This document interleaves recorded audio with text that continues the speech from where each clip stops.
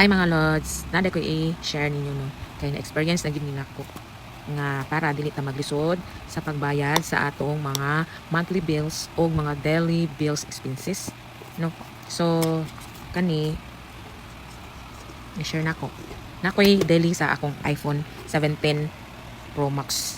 So ang akong daily ani is 205. So need jud nako siya butangan kada adlaw labi na karon nga New Year, January 1. So, nagbutang yapon kong 205. Except sa Sunday, kay Sunday, close man dyan ni Sunday. So, di ko magbutang og Sunday, kay ako naman ni siyang divide sa 26 days. No? So, ang kaning isa is 1 puhunan ako.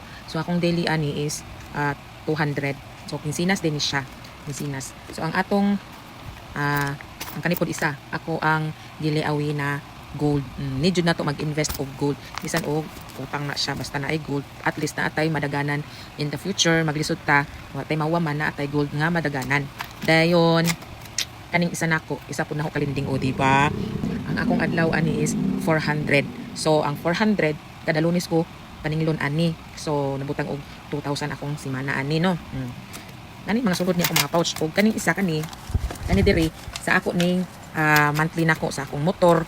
Sa akong motor is 4,403 ang buwan. Ano siya monthly? Nya kanang giinadlawan niya po nako ni og 711 ang adlaw sa motor. Dalan ni motor, kuryente, tubig, nanadiri tanan. Mali mga 10,000 na ni kapin. So karon nanadiri ang katong sa gold nako nga naprinda nako 200 ang adlaw. Nya nadiri ang katong ang akong Fico po nako nga akong gilon o di ba? Membro nako para utang guys, nagkakiputang. Akong loan sa Fico is nag-adlaw ko og 130. Kasi di ba? O pila na tanan kamo na bahala mag-total o please comment down kung pila tanan akong abayran sa usa ka buwan, pila ka total. Ang kani akong sulod dire kay na nakita na ko ingon. Nanig sulod o do 1,200 na. Karong Lunes ko paninglong. Then kani akong layawe, ang sulod ani. Pila na sulod ani. Check na to. Kani siya.